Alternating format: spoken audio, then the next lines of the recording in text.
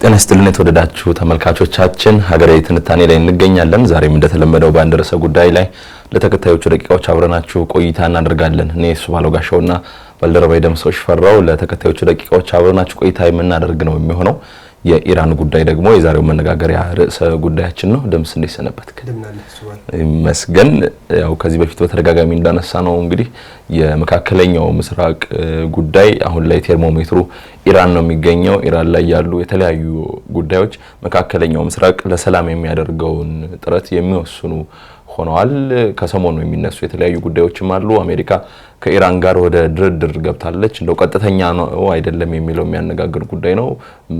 ምክንያቱም አሁንም ቢሆን በጣም ከፍተኛ በሚባሉ ኃላፊዎች ደረጃ ወይም የወሳኝነቱ ሚና አላቸው በሚባሉ ኃላፊዎች ደረጃ አይደለም እየተደረገ ያለው በሚልም የሚያነሱ አስተያየት ሰጪዎች አሉ። የሆነ ሆኖ ግን ከጦርነት ባሻገር የሰላም ጥረት ስለመኖር የሚያመላክቱ ዲፕሎማሲያዊ እንቅስቃሴዎች እየታዩ ነው። ከዛም ባለፈ ደግሞ በሁለቱም ሀገራት መሪዎች እንዲሁም ደግሞ ከሁለቱ ሀገራት ግንኙነት እንዲሁም ከአካባቢው የሰላም ሁኔታ ጋር በተገናኘ ቀጥታ ሚና አላቸው የሚባሉ ሌሎች ሀገራትም የተለያዩ ማስጠንቀቂያዎችን እያራመዱ የሚገኙበት ጊዜ ላይ ነው የምንገኘው። እንደው ከሰሞኑ ምን የተፈጠሩ አዲስ ጉዳዮች አሉ? የኢራንና የአሜሪካ ጉዳይስ ወዴት እያመራ ነው የሚለውን መነሻ አድርገን እንነጋገር።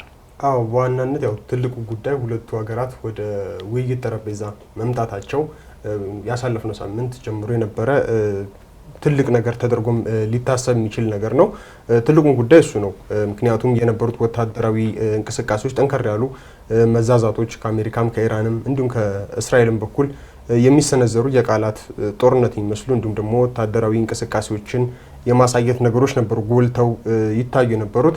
ከባለፈው ሳምንት ወዲህ ግን ምናልባት ይሄ በኦማን እየተደረገው ንግግር ምናልባት የተወሰነ ነገሮችን የማለሳለስ ወይም ደግሞ ሌላም አይነት ሰላማዊ አማራጭ ሊኖር እንደሚችል የተወሰነ መልኩ መንገድ ያሳየ ተደርጎ ሊቆጠር ይችላል። ምናልባት አንተም የተወሰነ መልኩ ለማንሳት እንደሞከርከው ያው ንግግሩ ምናልባት ከዚህ በፊት ቀድሞ ስልጣን ዘመናቸው ነው ዶናልድ ትራምፕ ከዚህ ኢራን የኒውክሌር ድርድር አሜሪካ እንድትወጣ ማድረጋቸው ይታወሳልና ከተወሰኑ ዓመታት በኋላ ነው አሁን ዳግም ወደ ድርድር ጠረጴዛ ለመመለስ የተሞከረ ያለው። ያው በአሜሪካን በኩል የሚነሳው የኢራን ኒውክሌር ጉዳይ ብቻ አይደለም። ለድርድር ጠረጴዛው ላይ ቀርቦ እንዲወያዩበት የሚፈልጉት ሌሎች በኢራን ውስጥ ያለው ፖለቲካዊ ጉዳዮችን ጨምሮ ከዛም ባለፈ ሌሎች የባለስቲክ ሚሳኤሎች ጋር የተያያዘ እንዲሁም ደግሞ በመካከለኛው ምስራቅ ኢራን ካላት ወታደራዊ እንቅስቃሴ እንዲሁም ደግሞ ሌሎች ታጣቂዎች ጋር በተያያዘ ድጋፍ ታደርጋለች ተብሎ ከሚቀርብባት ክሶች ጋር የተያያዘም ጉዳዮች በድርድሩ ላይ እንዲካተቱ ይፈልጋሉ ዶናልድ ትራምፕ። ሰፋ ያለ ሀሳቦችን የያዙ በእነዛም ሀሳቦች ላይ ደግሞ ያለምንም ማወላወል ኢራን ወደ ሙሉ ስምምነት እንድትመጣ ከፍተኛ ፍላጎት አላቸው። ያም አይሆን ከሆነ ደግሞ ያው ጠንከር ያለ እርምጃ እንወስዳለን የሚል ማስጠንቀቂያዎችን በተደጋጋሚ ሲናገሩም ተደምጧል። ወታደራዊ ኃይላቸውን ወደ ቀጠናው እስከ ማስጠጋት የደረሰም እንቅስቃሴም ሲያደርጉ እንደነበረ እናስታውሳለን። እነዚህ ሁሉ ምናልባት ጠንከር ያሉ ወታደራዊ ትኩሳቶች ከፍ ብለው የነበሩበት ጊዜ ነበረ። ምናልባት አሁን ግን ከኦማኑ ንግግር በኋላ የተወሰኑ ከዲፕሎማሲው ጋር የተያያዙ የውይይት በጠረጴዛ ዙሪያ የሚደረጉ ጉዳዮች ላይ ያው ማስጠንቀቂያዎቹና ዛቻዎቹ እንዳሉ ቢሆንም ወታደራዊ የሚመሳሰሉ እንቅስቃሴዎችም እንዳሉ ሆነው ይሄኛው በኦማን ሙስካት የተደረገው ውይይት የተወሰነ በር ከፋሽ ነበር። ቅድምን ለማለት እንደሞከርከው አንተ ውይይቱ ቀጥታ የተደረገ እንዳልሆነ ነው እየተገለጸ ያለው። የኢራኑ የውጭ ጉዳይ ሚኒስትር እንዲሁም ደግሞ የአሜሪካው ተወካይ ወይም ደግሞ የዶናልድ ትራምፕ ተወካይ ስቲቭ ዊትኮፍ የመሩት ቡድን በቀጥታ ተገናኝተው አለመወያየታቸውን የተነገረው በኦማኑ የውጭ ጉዳይ ሚኒስትር አማካኝነት ነበረ ውይይቶችን ሲያደርጉ የነበሩት በተለያየ ቦታ ላይ ሆነው ማለት ነው። በቀጥታ ፊት ለፊት ተገናኝተው ውይይት አለማድረጋቸው ተነግሯል። ያም ቢሆን ግን የተወሰኑ የተሻለ በቀጣይ ድርድሮቹን ለማስቀጠል የሚያስችል የውይይት መንገድ እንዳለ ያንን የሚያመቻች አይነት መንገድ መፍጠር እንደተቻለ የሚያሳይ ከሁለቱም በኩል የወጡት ተስፋ የሚሰጡ አይነት የሚመስሉ ነገሮች ናቸው። ያው ቀድሞ ከነበረው ወታደራዊ ውጥረት አንጻር ስናየው ማለት ነው። እንደዛም ሆኖ ግን ምናልባት ይህ ስምምነት ወደ ሰላም ይመጣል የምርም ደግሞ የሚፈለገውን በሁለቱ ሀገራት መካከል ወደ ስምምነት አምጥቶ ይሄ እየተፈራ ያለውን ጦርነት እንዳይከሰት ያደርጋል ወይ የሚለውን ሀሳብ ሲነሳ ቀላል አይመስልም። ምክንያቱም በሁለቱም በኩል የሚቀርቡት የመደራደሪያ ሀሳቦች ወይም ደግሞ ለንግግር የሚፈልጓቸው ሀሳቦች በጣም የተራራቀ ጽንፍ ላይ ቆሙ አይነት የሚመስሉ አመለካከቶች ናቸው። ቅድም እንዳልነው በአሜሪካ በኩል ብዙ ሀሳቦች የተካተቱበት የኢራን ከኒውክሌር ፕሮግራሟን ሙሉ ለሙሉ እንድታቆም እስከ መጠየቅ የደረሰ ያሏትን ወደ 60% እየተብላላ የኒውክሌር መጠንም ለሌላ ሶስተኛ ወገን እንድታስተላልፍ የሚጠይቁ ሀሳቦችን ጭምር የያዘ እንደነበረ የረጅም ርቀት ተወንጫፊ ሚሳኤሎቿም ላይ ገደብ ማበጀት የምትችልበት መንገድ ላይ ብቻ ሰፋ ያሉ ነገሮች ናቸው የተጠቀሱት። ብዙ ሀሳቦችን የያዘ ነበር። ከኢራን በኩል ደግሞ ከኒውክሌር ድርድሩ ውጪ ምንም አይነት ሌላ አይነት ጉዳይ በዚህ ውይይት ጠረጴዛ ላይ እንዲነሳ ፍላጎት እንደሌላት ነው ደጋግማ የምትገልጸው። ብቸኛው ከአሜሪካ ጋር ልንወያይ የምንችለው ከኒውክሌር ስምምነቱ ጋር በተያያዘ ብቻ ነው የሚል ነው። ያም ሆኖ ደግሞ አሜሪካ እንደምትለው ኒውክሌሮች ኃይሏን ማስወገድ ወይም ደግሞ ማቆም የሚሉ ሀሳቦች ሳይሆን ኢራን ከዚህ በፊትም በተደጋጋሚ ትገልጽ እንደነበረው የኒውክሌር ኃይልን የምንጠቀመው ለሰላማዊ አገልግሎት ብቻ ነው እያለች ነው የምትገልጸው። ያንን ማሳየት የምትችልበትን መንገድ ወይም ደግሞ ከሱ ጋር የተያዙ ስምምነቶች ላይ ወይም ደግሞ ሀሳቦች ላይ ነው መወያየት የምትፈልገው ኢራን። ሌሎቹን ሀሳቦች በፍጹም እንዲነኩ እንዲዳሰሱ ወይም ደግሞ ለውይይት እንዲቀርቡም ፈቃደኛ ለመሆኗን ነው ደጋግማ የምትገልጸው። ይሄ በሁለቱም በኩል ያለው ተራራቀ የሚመስል ሀሳብ ሁለቱን ሀገራት ወደ ስምምነት አምጥቶ ወይ ደግሞ ወደ ጦርነቱን ሊያስቀር የሚችል ወይ ደግሞ ተቀራራቢ ወደ ይመስል ሀሳብ ያመጣቸዋል ወይ የሚለውን ጥያቄ በደንብ በአግባቡ መልስ ከዚህ ስምምነት ይገኛል ተብሎ አይጠበቅም። ምናልባትም በጣም ተጋግሎ የነበረውን የጦርነት ስሜት የማርገብ ለንግግሮች በር እየከፈቱ የሚሄድ አቅጣጫዎችን የማሳየት እንደሱ አይነት ሀሳቦች ናቸው በስፋት የሚጠበቁት። በስፋት እያየነውም ያለነው እሱ ነው። ትላንትናና ዛሬም እየወጡ ያሉ መረጃዎች የሚያሳዩት እሱ ነው። በተለይ ከአሜሪካን በኩል ከዚህ ቀደም ከሚሰነዘሩት ከነበሩ ማስጠንቀቂያዎች በተወሰነ መልኩ ከድርድሩ የሚጠብቁት ነገር እንዳለ ዶናልድ ትራምፕም የተሻለ ረገብ ያለ አስተያየቶችን ሲሰጡ እያስተዋልን ነው። ከስምምነቱ ጋር በተያያዘ አሜሪካ ያው የምታቀርባቸው ሀሳቦች አሉ። እነዛን ሀሳቦች አሜሪካ ኢራን እንድትቀበል እንፈልጋለን። ያንን ማትቀበል ከሆነ ያው ከዚህ በፊት ጠንከር ያሉ እንደዚህ አይነት እርምጃዎች እንወስዳለን የሚሉ ሀሳቦች ነበር። አሁን ላይ ግን ደግሞ መለስ ብለው ወደፊት የምንወስደውን እርምጃ በሂደት የምናየው ይሆናል የሚል ከበፊቱ የትራምፕ አገላለጽ አንጻር ለዘብ ያለ አመለካከት የታየበት አይነት ንግግር ነበር። ይህም ደግሞ የበለጠ ለዘብ ያለ ነው ተብሎ እንዲታይ የሚያደርገው ኔታንያሁ ወደ አሜሪካ ተጉዘው ነበርና ከኔታንያሁ ጋር ውይይት ካደረጉ በኋላ በሰጡት አስተያየት ነው እንዲህ አይነት አስተያየትን የሰጡትና እሱ በራሱ ምናልባት አሜሪካ ወይም ሌላ አይነት ፖሊሲን እየተከተለች ሊሆን እንደሚችል የተወሰነ ፍንጭ የሚሰጥ ነገር ነው ተብሎ ሊታሰብ ይችላል። በትክክል እንግዲህ ደምሳ እንዳነሳኸው በተለይ ይህ ሳምንት በአሜሪካና ኢራን ግንኙነት ላይ ሁለት አበይት ጉዳዮች የተስተናገዱበት ነው ማለት እንችላለን። ቀደም ሲል አንተ ያነሳው የፕሬዚዳንት ዶናልድ ትራምፕና የእስራኤሉ ጠቅላይ ሚኒስትር ቤንያሚን ኔታንያሁ ውይይት በዚህ ሳምንት ትላንት የተከናወነ ነው ረቡዕ።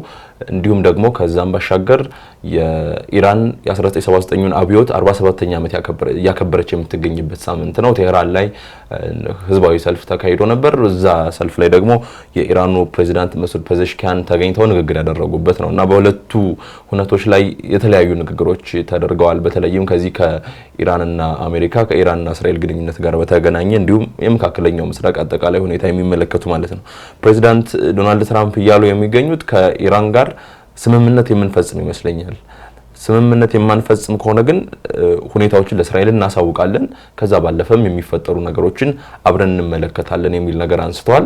አንተ እንዳነሳው ከሌሎቹ ጊዜያት አገላለጽ አንጻር ይሄኛው ለስለስ ያለ ይመስላል። በዲፕሎማሲውም ተስፋ ጥለዋል የሚል ነገር የሚያሳይ ነው። በእርግጥ ይህ ዲፕሎማሲያዊ ጥረቱ የሁለቱም ሀገራት አቋም ዳርና ዳር ሆኖ ወደ መሀል የሚስበው ጉዳይ ያጣበት ወይም መሀል ላይ ያሉ አደራዳሪዎችም ወይም ደግሞ እንዲነጋገሩ መንገድ የከፈቱ ሀገራትም የሁለቱን ሀገራት አቋም ለማቀራረብ ሚናቸው በጣም አናሳ ሆኖ የምናስተውልበት ነው።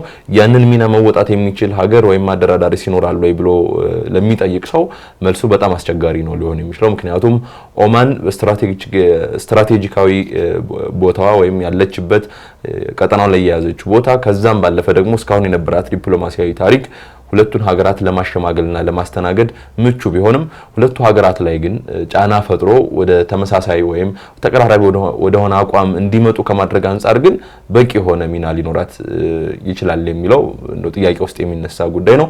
እንደ ቱርክ ግብጽና ኳታር ያሉ ሀገራትም የተለያዩ ነጥቦችን አስቀምጠው በእነዚህ ነጥቦች ላይ ተነጋገሩ ከማለት ባሻገር የትኛውም ሀገር ወደዛ ነጥብ እንዲመጣና ካለው አቋም የተወሰነ ማፈግፈግ እንዲያሳየ ማድረጉ አቅም ወይም የማሳመኑ ሁኔታ በጣም ጥያቄ የሚነሳበት ነው። ለምሳሌ በኢራንና በእስራኤልና በኢራን ግንኙነት መሀል ያሉት ጉዳዮች በአብዛኛው እስራኤል ራሷ ነች እየወሰነች ያለችው የሚደረጉ ነገሮችን ሌላ አሸማጋይ አካል የሚያደርጋትን ነገር የሚላት ነው። እንዲህ አድርጊ የሚላትን ነገር በመቀበል አንፃር የሚነሱ ክፍተቶች አሉ። ምክንያቱም የሉዓላዊነት ጉዳይ ነው። ኢራን የኒውክሌር መርሃ ግብሯን እስካላቆመች ድረስ እርምጃዎችን ለመውሰድ እገደዳለሁ የሚል ነገር ነው የምታነሳው። አሁን ተደራዳሪም አይደለችም በአሜሪካና በኢራን ድርድር ላይ። ነገር ግን በድርድር ሂደት ውስጥ በአጠቃላይም በቀጠናው የሰላም ሂደት ውስጥ ደግሞ ቁልፍ ቦታ የምትይዘው ሀገር እሷ ናት። አሜሪካ የምታደርገው ድርድርም ከአሜሪካ ባለፈ እስራኤልንም አቋም የሚያንጸባርቅ ስለመሆኑ ይነገራል። ስለዚህ የትኛውም አሸማጋይ ወይም መሀል ላይ ያለ አካል ሁለቱ ሀገራት ወደ ስምምነት እንዲመጡ የማድረጉን ጫና ቁልፉ እጃቸው ላይ አይደለም፣ በሀገራቱ በራሳቸው ላይ ያለ ጉዳይ ነው። ኢራንም በተደጋጋሚ የምታነሳው ጉዳይ ይሄው ነው። የኒውክሌር ጉዳይ ማንም ታይ ስላለኝ የምትሆ ማንም አድርጊ ወይም አከናውኚ የኒውክሌር መሳሪያ ታጠቂ ስላለኝ የማደርገው ጉዳይ አይደለም የሚል ነገር ነው በተደጋጋሚ የምታነሳው። እዚህ ቴህራን ላይ በተካሄደውና የ1979ን አብዮት በተለይም የአያቶላዎቹ አስተዳደር ወደ ስልጣን እንዲመጣ ያደረገውን አብዮት አያቶላህ ሩሆላህ ኮሚኒ የኢራን ጠቅላይ መሪ ሆነው ለመጀመሪያ ጊዜ ስልጣኑን የተረከቡበት ከዛ በኋላ እንግዲህ ለ47 ዓመታት በዚህ አይነት አስተዳደር አሁን በበርካታ ኢራናውያን ዘንድ ተቃውሞ አስተናግዷል።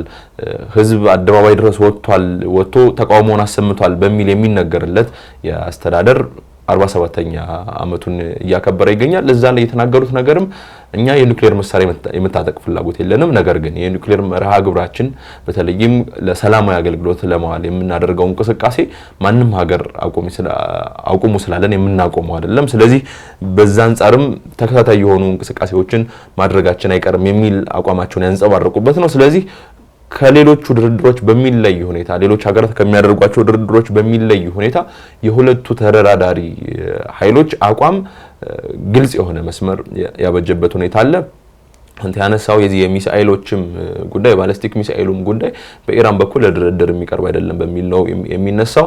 በጣም ከፍተኛ አቅም ያላቸው እንዲሁም ብዛት ያላቸው ባላስቲክ ሚሳኤሎችን መታጠቋ በኢራን በኩል የሚታወቅ ጉዳይ ነው። አሁንም የራሴን ብሔራዊ ደህንነት የሚያስጠብቅበት መሳሪያ ነው ብላ ነው ኢራን አቋሟን የምትገልጸው። ይህንንም ለድርድር አላቀርብም የትኛውንም ዓለም አቀፍ ሕግም የሚጣረር አይደለም የሚል አቋም ነው በማንጸባረቅ ላይ የምትገኘው። እንግዲህ ሁለቱ ወዳጅ ሀገራት እስራኤልና አሜሪካ በተለይም ፕሬዚዳንት ዶናልድ ትራምፕ ወደ ነጩ ቤተ መንግስት ከተመለሱ በኋላ ያላቸውን ግንኙነት በማጠናከር ላይ እንደሆኑ ይታወቃል። በ13 ወራት ጊዜ ውስጥ ፕሬዚዳንት ትራምፕ ዳግም ወደ ነጩ ቤተ መንግስት ከተመለሱ በኋላ ባሉ 13 ወራት ውስጥ ለሰባተኛ ጊዜ ነው ሁለቱ መሪዎች የተገናኙት። ይህ ብዙ የተለመደ አይደለም። እንዲህ አይነት ግንኙነቶች ጠቅላይ ሚኒስትር ቤንያሚን ኔታንያሁ 6 ጊዜ ወደ አሜሪካ አቅንተዋል በእነዚህ ጊዜያት ከፕሬዚዳንት ዶናልድ ትራምፕ ጋር ለመገናኘት ማለት ነው።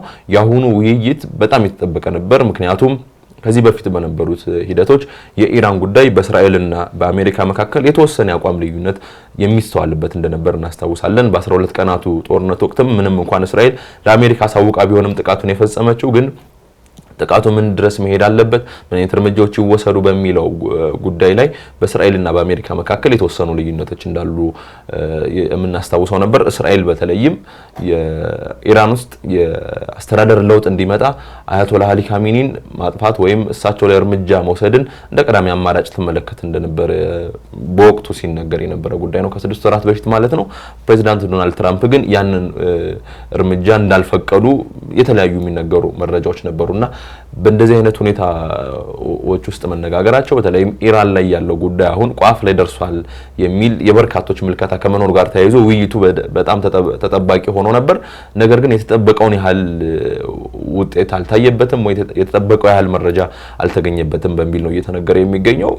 ነገር ግን ለሰላም ሂደቱ ተስፋ ሰጪ መሆን ከዛም ባለፈ ደግሞ የሚመጡት እርምጃዎች ተጠባቂ አለመሆን ያ ተጠባቂ አለመሆን ደግሞ ከሚወሰዱ እርምጃዎች ቀጥተኛነት ከሚወሰዱ እርምጃዎች አደገኛነት አንፃር አሁንም ቢሆን ጥያቄ ውስጥ የሚገባ እንዲሆን አድርጎታል። በሌላ አንፃር ደግሞ ስንመለከተው አሜሪካውንም ወታደራዊ እንቅስቃሴዋን እያደረገች ትገኛለች። ወደ ኢራን አካባቢ ያላትን ወታደራዊ ይዞታ እያሰፋች ወደዛ እየተጠጋች አሁንም ቢሆን የተለያዩ ጦር መሳሪያዎችን እያስጠጋች የምትገኝበት ሁኔታ አለና ከሰላም ንግግሩ ባሻገር በኃይል በወታደራዊ ኃይል ጉዳዩን ለመቋጨት የሚደረጉ ጥረቶችም በዛው ልክ መሳ ለመሳ እየሄዱበት ያለውን ሁኔታ ነው ዓለም እያስተዋለች የምትገኘው። በሁለቱም በኩል ይሁን እየተካሄዱ ያሉት ጠንከር ያሉ እንቅስቃሴዎች እንዳሉ እየታዘብን ያለ ነው። ምናልባት የዚህ ትንሽ መለስ ለማለት የኔታንያሁ ወደ አሜሪካ ያደረጉት ጉዞ በዋነኛነት ዓላማው የነበረው በተለይ አሜሪካና ኢራን እያደረጉት ካለው ድርድር ጋር በተያያዘ በተለይ ኢራን እንዲካተቱ አልፈልግም የምትላቸው የባሊስቲክ ሚሳኤል እና ከኒውክሌር ሙሉ ለሙሉ ማስወገድ ጋር በተያያዘ ያሉ ጉዳዮችን በስምምነቱ ላይ ከፍተኛውን ቦታ እንዲይዙ ግፊት ለማድረግ እንደነበረ ቀድሞ ሲነገሩ ነበረ። ለዛም ነው ትንሽ ጠንከር ያሉ አስተያየቶች ሲጠበቁ የነበሩት ከትራምፕና ኔታንያሁ ውይይት በኋላ። ነገር ግን ያው ቀደም ብለን እንዳነሳ ነው ከውይይቱ በኋላ ከትራምፕ የተሰማው አስተያየት ለዘብ ያለ ምናልባት የተሻለ ውጤት እንጠብቃለን፣ ግን ደግሞ ኢራን ወደ ስምምነት ማትመጣ ከሆነ የምንወስደውን እርምጃ ወደፊት የምናየው ይሆናል የሚል ለዘብ ያለ አስተያየትን የሰጡት። ይህ በእንዲህ እንዳለ ግን አንተም ለማንሳት እንደሞከርከው አሜሪካ በወታደራዊ እንቅስቃሴ በኩል በንግግር በኩል ዲፕሎማሲ በኩል እያደረገች ያለው እንቅስቃሴ እንዳለ ሁሉ በተወሰነ መልኩ ደግሞ አሁን የሰማነው ለዘብ ያለ አስተያየት እንዳለ ሆኖ በወታደራዊ እንቅስቃሴ በኩል ደግሞ በዝምታ ጠንከር ያሉ እንቅስቃሴዎች እየተካሄዱ እንደሆነ የተለያዩ መረጃዎች እየወጡ ነው ያሉት። ቀደም ብሎ እንደዚሁ በተለይ ድርድሩም ላይ ተጽዕኖ መፍጠርን ዓላማ ያደረገ የዩኤስኤስ አብርሃም ሊንከን የጦር አውሮፕላን ተሸካሚ መርከብ ወደ መካከለኛው ምስራቅ እንዲጓዝ መደረጉ ይታወሳል። በጊዜው የነበረውን መፍጠር የቻሉን ውጥረትም እናስታውስ ነበረ። እሱ እንዳለ አሁን ብዙም በዲፕሎማሲ ላይ ያመጣው ጠንከር ያለ ለውጥ የታየ ስላልመሰለም ይመስላል ዶናልድ ትራምፕ ተጨማሪ የጦር መርከብ ወደ መካከለኛው ምስራቅ ለመላክ ማሰባቸውን ከቀናት በፊት እንዲሁ ተናግረዋል። ይሄ ጫናዎችን ወታደራዊ ጫናዎችን ከፍ በማድረግ በዲፕሎማሲ ላይ ድል ለማግኘት የዶናልድ ትራምፕ ከፍተኛ ፍላጎት እንደሆነ በተደጋጋሚ ሲገልጹትም እንዲሁም ደግሞ ከተግባራቶቻቸውም ከውሳኔዎቻቸውም ማስተዋል የቻልናቸው ነገሮች አሉ። ይሄ በባህር በባህር ኃይል በኩል እየተፈጠረ ያለ ተጽዕኖ ነው። በሌላ በኩል ደግሞ በመካከለኛው ምስራቅ ያሏት አሜሪካ ያሏት ወታደራዊ ካምፖች አሉ። ከዛ ውስጥ በደንብ በተደጋጋሚ ስሙን የምንሰማው የነበረው የአሉዴድ በኳታር የሚገኘው አሉዴድ ወታደራዊ ካምፕ ከዚህ ቀደም በ12ቱ ቀን ጦርነት አሜሪካ የወሰደችውን እርምጃ ተከትሎ ኢራን እዚሁ የጦር ካምፕ ላይ ጥቃት መፈጸሙ ይታወቃል። ከዛም ጋር በተያያዘ አሁንም አሜሪካ የተወሰነ ወታደራዊ እርምጃ የመውሰድ ሙከራ የምታደርግ ከሆነ ኢራን በመካከለኛው ምስራቅ ያሉ የትኛውንም የአሜሪካ መሰረቶች ላይ ጥቃት ልትሰነዝር እንደምትችል ማስጠንቀቋን ተከትሎ ይመስላል በአሉዴድ ጦር ካምፕ ላይ ለየት ያሉ ወታደራዊ እንቅስቃሴዎች እየታዩ ነው። ከነዛም ውስጥ በደንብ በተለይ ሳተላይት ምስሎችን ዋቢ አድርገው ዓለም አቀፍ መገናኛ ብዙሃን ይፋ ያደረጓቸው መረጃዎች እንደሚያሳዩት በአሉዴድ ካምፕ ላይ የነበሩ የአሜሪካ የአየር መከላከያ ወይም ፓትሪዮት ስርዓቶች ነበሩና ቋሚ የነበሩ ናቸው። አሁን እነሱን ከቋሚ መሰረታቸው በማንሳት በተንቀሳቃሽ ተሽከርካሪ ላይ እንዲጫኑ የማድረግ ስራዎች እየተሰሩ እንደሆነ ሳተላይት ምስሎች አሳይተዋል። በቁጥርም ደረጃ በተለይ ወደ ተሽከርካሪ ላይ ተንቀሳቃሽ የሆኑ የአየር መከላከያ ሲስተም እንዲሆኑ የማድረግ ማለት ነው። ወደዛ የመቀየር ስራዎች ላይ ቁጥራቸውም ከፍ ማለት ነው። ወደ 10 ተሽከርካሪዎች የአየር መከላከያ ፓትሮል ሲስተሞችን እንዲጫኑባቸው ተደርጎ የሚያሳዩ ሳተላይት ምስሎች ይፋ መደረጋቸውን እየገለጹ ነው። ይህ ብቻም አይደለም። ሌሎች በሳውዲ አረቢያ በዮርዳኖስም እንዲሁ ጭምር ያሉ ወታደራዊ ካምፖች ላይ አሜሪካ ወታደራዊ ካምፖች ላይ የወታደራዊ ጦር ጀቶች ቁጥር የመጨመር እንቅስቃሴዎች ታይቷል። ቁጥራቸው እየጨመረ ነው። በተለይ ደግሞ የምድር ላይ ውጊያዎችን ጭምር ሊያግዙ የሚችሉ የጦር አውሮፕላኖች ማለትም ወደ ምድር ዝቅ ብለው የተለያዩ ታንኮችን የጦር መሰረተ ልማቶችን ማውደም የሚችሉ መዋጋት የሚችሉ የጦር አውሮፕላኖች ቁጥር በተለይ በዮርዳኖስ ጦር ሰፈር ላይ ጨመር ብሎ መታየቱ ተገልጿል። በሳውዲ አረቢያ የሚገኘው ካምፕ ላይ ደግሞ ወታደራዊ ጭነት አውሮፕላኖች ግዙፍ ወታደራዊ ጦር አውሮፕላን ማመላለሻ የጭነት አውሮፕላኖች ቁጥር እንዲሁ እየጨመረ መሆኑን የሚያሳይ ሳተላይት ምስሎች ይፋ ተደርጓል። እነዚህ ቁጥሮች ምናልባት በረጅም ጊዜ ውስጥ የመጡ ሳይሆን ባለፈው 1-2 ሳምንት ምናልባት የአውሮፓውያኑ የካቲት ወር ከጀመረበት ጊዜ አንስቶ ነው እየታዩ ያሉት እንዲህ አይነት እንቅስቃሴዎች በጣም በአጭር ጊዜዎች ውስጥ እየተበራከተ የመጣ ቁጥራቸው እየጨመረ ወታደራዊ እንቅስቃሴውም እያደገ እንዳለ የታየበት እንደሆነ ነው የሚገለጸው። ይህም ደግሞ እንግዲህ በዲፕሎማሲ በኩል እየታየ ያለው የዶናልድ ትራምፕ መለሳለስ በተቃራኒው ደግሞ በወታደራዊ እንቅስቃሴ በኩል እየታየ ያለው ጠንካራ እንቅስቃሴ በቀጣይ ምን ሊመጣ እንደሚችል በቀላሉ መገመት እንዳይቻል ያደረገ ይመስላል። ምክንያቱም ያው ከዚህ ቀደም ከነበሩ የዶናልድ ትራምፕ እንቅስቃሴዎች፣ እርምጃዎች እንዲሁም ውሳኔዎች ምን ሊሆን እንደሚችል ቀጣዩን ነገር መገመት አስቸጋሪ ቢሆንም አሁን ያለው ደግሞ ንግግራቸውና በተግባር እየታዩ ያሉት ነገሮች ላይ የተወሰነ ልዩነት መታየቱ ከዚህ ቀደም ከነበሩበት ጠንከር ያለ አስተያየት የመሰንዘር ዛቻዎች እንዲሁም ደግሞ ቆጠብ ማለት አስተያየት እንዳለ ሆኖ በተግባር እየታየ ያለው ወታደራዊ እንቅስቃሴ ደግሞ የበለጠ ጠንከር ማለቱ መካከለኛው ምስራቅ ላይ ያለው ወታደራዊ አቅም የአሜሪካ ወታደራዊ አቅም ከፍ እያለ መሄዱ ብዙ የሚነግረን ነገር ይኖራል። በዚህ ጎን ለጎን ኢራንም በራሷ በኩል እያደረገቻቸው ያሉ ዝግጅቶች አሉ። ከነዛም ውስጥ ምናልባት ይፋ ከተደረጉ ውስጥ አብዛኞቹ በደንብ ይፋ እየወጡም ስላልሆነ ምናልባት ሀገሪቱ ላይ ካለው ጸጥታ ችግር ጋርም በተያያዘ ሊሆን ይችላል እየወጡ ያሉ መረጃዎች በጣም ውስን ናቸው። ከነዛም ውስጥ አሁን አንድ የተገኘው መረጃ የሚያሳይ ምንድነው ተመሳሳይ የአሜሪካንን ጦር ወይም መመከት ልትጠቀምበት ትችላለች የተባለ አንድ የጦር መርከብ እንዲሁ ማሰማራቷ ተነግሯል። በብዛት የኢራን የምትታወቅባቸው ሻሂድ ድሮኖች አሉና እነሱን ማስወንጨፍ የሚችል መሸከም የሚችል የጦር መርከብ እንደሆነ ነው እየተነገረ ያለው። እሱን በዚሁ በፋርስ ባህረ ሰላጤ ላይ ማሰማራቷ ተነግሯል። ይህም እንግዲህ ምናልባት በሁለቱም በኩል ያለው ወታደራዊ እንቅስቃሴና በዲፕሎማሲው ጠረጴዛ ዙሪያ ደግሞ እየሰማናቸው ያሉ ነገሮች ምናልባት የተለያየ ነገር ነው እየነገሩ ያሉት። ግን ደግሞ በድርድር ጠረጴዛው ላይ እየሰማናቸው ያሉ ወይ ደግሞ የተወሰነ መንገድ እየሄደ ያሉት እንቅስቃሴዎች የተሻለ ተስፋ ሰጪ ናቸው ተብሎ ይታሰባል። አንደኛ ዙር ባለፈው ተወያይተዋል። ያን ያህል በቀጥታም ባይሆን ቅድም እንዳነሳ ነው በተዘዋዋሪ መልኩ ወይም ደግሞ በመልእክት አድራሽ በሚል አይነት ሁኔታ ነበረ ድርድሮች እንደተደረጉ ሲነገሩ የነበሩት። ይህ ድርድር ያው ቀጣይነት ይኖረዋል ተብሎ ይጠበቃል። መቼ ነው ቀጣዩ የሚለው እስካሁን ይፋ የተደረጉ ነገሮች የሉትም። ምናልባት ግን በቀጣዩ ሳምንት ላይ ወይም ደግሞ እዛው አካባቢ ላይ ተጨማሪ ለሁለተኛ ጊዜ ተገናኝተው ውይይት የሚያደርጉበት ድርድሩ የሚቀጥልበት ነገር ይኖራል ተብሎ ይጠበቃል። በዚሁም ውስጥ ግን ምናልባት ከትራምፕ በኩል ነው እንዲህ አይነት ለዘብ ያሉ አስተያየቶች ሲሰጡ የሰማ ነው። በምክትል ፕሬዚዳንታቸው በጄዲ ቫንስ በኩል ደግሞ እየተሰነዘሩ ያሉ አስተያየቶች የቀድሞ የትራምፕን ሀሳብ የሚመስሉ አስተያየቶች በጄዲ ቫንስ በኩል እየሰማን ነው።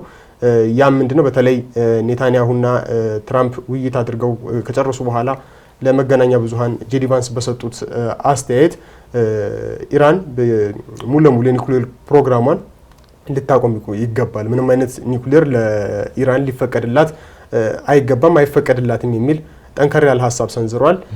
ያን የማይሆን ከሆነ ደግሞ ጠንከር ያለ ወይም ደግሞ ከባድ እርምጃ ሊወሰድ እንደሚችል ያም ደግሞ የዶናልድ ትራምፕ ምንም ድርድር የማያደርጉበት የዶናልድ ትራምፕ ፖሊሲ እንደሆነም ጠንከር አድርገው ለመግለጽ ሞክረዋል። ተጨማሪ የቢ52 ቦምብ አውሮፕላኖችም ወደ ቀጠናው የማስጠጋት ወይም ደግሞ የመላክ ሀሳብ ስለመኖሩም እንዲሁ ተመሳሳይነት ሀሳቦችን ሰንዝረዋል። ይህ ሁሉ ምናልባት የተለያየ የሚመስሉ ሀሳቦች ናቸው። ግን ደግሞ የጦርነቱን ግራ አጋቢነት ወይም ደግሞ መካከለኛው ምስራቅ ላይ ያለውን የዲፕሎማሲና ወታደራዊ እንቅስቃሴ ውጥረት በተወሰነ መልኩ ግራ የሚያጋባ በተወሰነ መልኩ ደግሞ ቀጣይ ምን ሊሆን እንደሚችልም እንዳናቅ የሚያደርግ በሰላምና በከፍተኛ ሊባል በሚችል ወደ ዓለምን ወደ ከባድ ጦርነት ሊከት የሚችል ጦርነት አፋፍ የሚያሳይ ሁለቱንም እያሳየ ያለ እንቅስቃሴዎች እየተስተዋሉ ነው ማለት እንችላለን። በሚገባ ሁለቱ ሀገራት እየተደራደሩ ስለሆነ ሁለቱ ሀገራት ትኩረት ይስባሉ እንጂ የእስራኤልም እንቅስቃሴ ደግሞ ጎን ለጎን መታየት ያለበት ጉዳይ ነው። ምክንያቱም አሜሪካና ኢራን ባለፈው ሰኔ ወር ላይ ከሰኔ ወር በፊትም በነበሩ ጊዜያት ሲደራደሩ እስራኤል ዝግጅት እያደረገች ነበር ኢራን ላይ ጥቃት ለመፈጸም ማለት ነው። ምክንያቱም ድንገቴ ይመስላል እንጂ ጥቃቱ ለረጅም ጊዜ ታቅዶ የሚከናወን እንደሆነ በኋላ በደረሱት ውጤቶች ከዛ በኋላ በሚነገሩ መረጃዎችም የሚታወቅ ጉዳይ ነው። ስለዚህ እስራኤልም አሁንም ቢሆን ራሷን ለመጠበቅ ከዛም አልፋ ደግሞ ከኢራን ያለባትን ስጋት ለማጥፋት ወይም ለመደምሰስ የተለያዩ ዝግጅቶችን እያደረገች ስለመሆኗ ምንም ጥያቄ ውስጥ የሚገባ ጉዳይ አይደለም። የአሜሪካና የኢራን ድርድር ግን ቀጣዩ ግጭት ወይም ቀጣዩ ጥቃት መቼ ሊሆን ይችላል ወይም ደግሞ የቅርብ ጊዜ አይነት ጥቃት እንዳይሆን ጊዜውን ከማራዘም አንፃር ሚና ሊኖረው ይችላል። በእስራኤል በኩል ግን ምን ጊዜም ቢሆን ራስን ለመጠበቅ አልፎም ደግሞ ስጋት ናቸው ተብሎ በተለዩ ሁኔታዎች እንዲሁም ደግሞ መሳሪያዎች ላይ እርምጃ ከመውሰድ አንፃር ሁሌም ዝግጅት የመኖሩ ጉዳይ የሚያጠያይቅ አይደለም። አሜሪካም ይህ ጉዳይ እንደው ባጭሩ የሚቋጭም አድርጋ የምትመለከተው አይመስለኝም። ምክንያቱም አሁን ላይ በዲፕሎማሲያዊ ጥረቶች የተለያዩ ስምምነቶች ሊፈጸሙ ቢችሉ እንኳን ለወደፊት በዘላቂነት ግን ኢራን ከኒውክሌር ጋር ያላትን ጉዳይ እስካልፈታሽ ድረስ አሜሪካ እንዲሁም እስራኤል የኢራንን ጉዳይ ትኩረት ሰጥተው ከመመልከት ወደ ኋላ የሚውሉ አይመስልም። ምክንያቱም ፕሬዚዳንት ዶናልድ ትራምፕ እንግዲህ እዚህ ቢ52 የሚባለው ቦምብ ጣይ ወይ በተለይም ደግሞ በኢራን ጉዳይ ከመሬት በታች ያለውን የኒውክሌር መሰረተ ልማት ለመምታት ለማውደም ያግዛል በሚል የሚገለጽለትን መሳሪያ ቦምብ ጣይ አውሮፕላን ማለት ነው በብዛት እንዲመረት ትዕዛዝ አስተላልፏል የሚል ነገር ነው የሚነሳው። አሜሪካውን 2021 አካባቢ የሚሆኑ ተመሳሳይ አውሮፕላኖች እንዳሏት ነው የሚነገረው። 25 ተጨማሪ አውሮፕላኖች እንዲመረቱ ግን ፕሬዚዳንቱ አዘዋል። በጣም ከፍተኛ ዋጋ ያላቸው ናቸው። በቢሊዮን ዶላር የሚቆጠሩ ዋጋ ያላቸው ናቸው እነዚህ አውሮፕላኖች። እነዚህ በተጨማሪነት እንዲመረቱ ታዘዘ ማለት ወደፊትም ከዚህ የባሱ ተልእኮዎች ሊኖሩ እንደሚችሉ የሚያመላክት ጉዳይ ነው። ስለዚህ አሁን በሚደረገው ድርድር አሁን በሚደረጉ የተለያዩ ሰጣ ገባዎች ብቻ ጉዳዩ የሚቋጭ አይመስልም። በኢራን በኩል የተወሰነ መለሳለስ ታይቶባቸዋል ተብሎ የሚነሱ ጉዳዮችም አሉ። ለምሳሌ የኢራን የአቶሚክ ኢነርጂ ኃላፊ ከሰሞኑ ያነሱት አንድ ጉዳይ አለ። ምን አነሱ? በተለይም ኢራን 60 በመቶ ድረስ አበልጽጋለች በሚል የሚነገርላት ዩራኒየም አለ ወደ ከ400 ኪሎ ግራም በላይ የሚመዝናል በሚል ነው የሚነገረው። ወደ 8-9 አካባቢ የሚደርሱ የኒውክሌር መሳሪያዎችን ለማምረትም እንደሚያግዝ የተለያዩ መረጃዎች ይጠቁማሉ።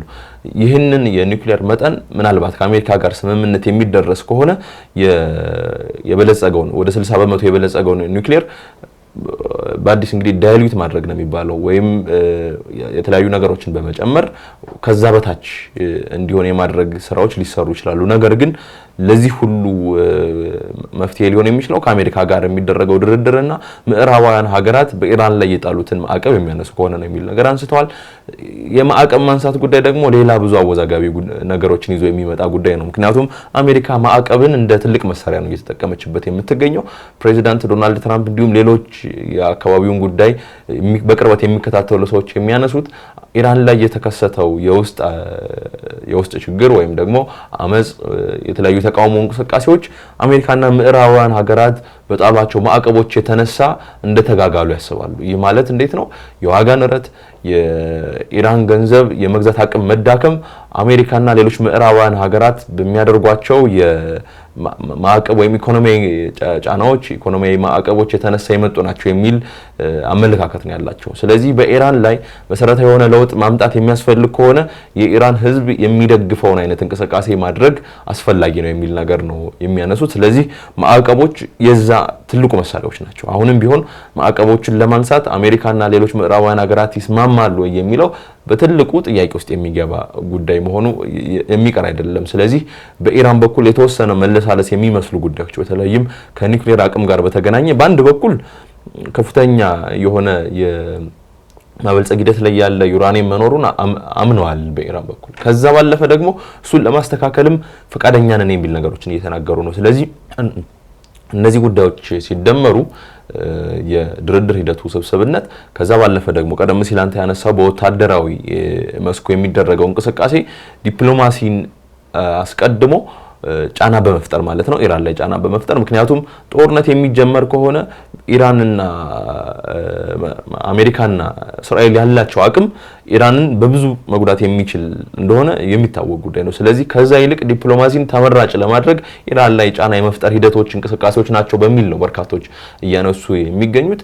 የአሜሪካ ወታደራዊ እንቅስቃሴ ግን ከሌላው ጊዜ በተለይም እስካሁን ድረስ በነበረው ሂደት እንደምናስተውለው እስራኤል ናት ዋነኛ ጥቃት ፈጻሚ በኢራን ላይ። ከዛውጭ አሜሪካ እስራኤል ላይ የሚሰነዘሩ ጥቃቶችን በመከላከል ከዛም ባለፈ ደግሞ ጥቂት ነገር ግን በተመረጡና በተጠኑ ቦታዎች ላይ የሚደረጉ ጥቃቶችን በመፈጸም ያውም እስራኤል የሌላትን አይነት መሳሪያዎች መሰረት ያደረጉ ጥቃቶች ናቸው የሚፈጸሙት በአሜሪካ በኩል ማለት ነው። አሁን ላይ ያደረገች ያለችው እንቅስቃሴ ግን ከዛም የሰፋ ነው። በርካታ የጦር አቅሟን ነው ወደ ኢራን እያስጠጋች ያለችው። ስለዚህ ይህ ጉዳይ ወታደራዊ ተፈሪነቷን በመጠቀም ኢራንን ወደ ድርድር ለማምጣት ከዛም ባለፈ ደግሞ የሚፈልጉትን አይነት ሐሳብ የሚፈልጉትን አይነት አቋም በኢራን ላይ ጫና በማድረግ ያንን ወደ ስምምነት ለማምጣት እየሞከሩ ነው በሚለው በርካቶች ዘንድ የሚገለጸው። ነገር ግን የትኛውም ቅጽበታዊ እንቅስቃሴ የቀጠናውን ግለት ወደ ጦርነት ወደ ግጭት የመቀየር አቅሙ እጅግ ከፍተኛ ነው። የመጨረሻ መጠቃለያ ነጥቦችን እናንሳና ዝግጅታችንን እንቋጭ። ምናልባት አሁን አንተ እንዳልከው የመጨረሻ ላይ ምናልባት ከሁለቱም ወይም ከአንደኛው ወገን በስተት ሊሆን ይችላል በሆነ አይነት መንገድ የሚፈጸሙ የተወሰኑ እንቅስቃሴዎች ናቸው ነገሩን ወደ ተጋጋለ ጦርነት ወይም ደግሞ አንተም እንዳነሳው አሁን በኢራን በኩል በተወሰነ መልኩ እየታየ ያለው የመለሳለስ የሚመስል እንቅስቃሴዎች እንደዚህ አይነት ትናንሽ የሚመስሉ ነገሮች ናቸው አጠቃላይ አሁን ያለውን በመካከለኛው ምስራቅ ያለውን አውድ ሊቀይሩት ይችላሉ ተብሎ የሚታሰቡ ወደ ጦርነትም ወደ ሰላም የሚለውን ምናልባት ባለፈው ሳምንት እንዲሁ ተከስቶ ወደ ጦርነት ሙሉ ለሙሉ የተገባ የሚመስል ወይም ሊያስገባ የሚችል ይመስል አይነት እንቅስቃሴዎችን አስተውለን ነበር። እሱም ምናልባት የአሜሪካው ዩኤስኤስ አብርሃም ሊንከን ጦር መርከብ ላይ አካባቢ ያንጃበበች የነበረች የኢራን ድሮን በአሜሪካ ወታደሮች ተመታ መውደቋ ተነግሮ ነበረ። ይህም ምናልባት ሁለቱን ሀገራት ወደ መታኮስ ወይም ደግሞ በቃላት ከነበረው ጦርነት በቃታ ወደ መሳሳብ ወይም ደግሞ ያመጣቸው ተደርጎም ተቆጥሮ ነበር። የዛኑ ሰሞን ወይም ደግሞ የዛኑ እለት ተመሳሳይ መልኩ የአሜሪካም የነዳጅ ጫኝ መርከብ በኢራን ወታደሮች የመታገት የሚመስል ወይም ደግሞ እንደሱ አይነት እንቅስቃሴዎች ሙከራዎች መደረጋቸው እሱም ተሰምቶ ነበርና እሱም እነዚህ ሁለት እንቅስቃሴዎች ምናልባት ሁለቱን ሀገራት ከነበረው ውጥረት አንፃር አሁንም ካለው ውጥረት አንፃር ወደ ጦርነት እንዲገቡ ወደ ለየለት ጦርነት ለመግባት ካለው ውጥረት አንፃር በቂ የሚመስል እንቅስቃሴ ነበረ። በጣም ከፍተኛ ስጋትም ፈጥሮ ነበረ። ጠንከር ያለ ወታደራዊ እንቅስቃሴዎችን በቀጣዮቹ ቀናት ይታያሉ የሚል ነገር ግን ምናልባት በአመዛኙ የመለዘብ ወደ ሰላም የመምጣት ወደ ድርድር ጠረጴዛዎች ላይ የተሻሉ ኢራንን በኩል የመለሳለስ ይመስሉ ሀሳቦች ከአሜሪካን በኩል እንዲሁም ድርድሩን እንደተሻለ አማራጭ ተስፋ የማድረግ እንቅስቃሴዎች ጎላ ብለው እያየን የመጣንበት ሳምንት ሆኗል። ወደዚህ ከተፈራው ይልቅ ምናልባት ባልታሰበ መልኩ ወደ ሰላም የሚመስሉ መንገዶችን ያየንበት ነው። እንዳስተዋል ነው ያው ወታደራዊ እንቅስቃሴዎቹ እንደቀጠሉ ነው። በሁለቱም በኩል ያለው የማይነቃነቁ የሚመስሉ አቋሞችን የማንጸባረቅ የመግለጽ ከአሜሪካን በኩል ኢራን እጅ እንድትሰጥ ማለትም በነበራት የአመለካከት ወይም የነበራትን አቋም እንድትቀይር ከፍተኛ ፍላጎት አለ። በኢራን በኩልም እንዲሁ ከማዕቀብ ጀምሮ በወታደራዊ እንቅስቃሴዎችም ጋር በተያያዘ ከአሜሪካ በኩል ያሉ እንቅስቃሴዎች እንዲቆሙ የመጠየቅና ከፍተኛ ፍላጎት እንዳላት በተደጋጋሚ እያንጸባረቀች ነው።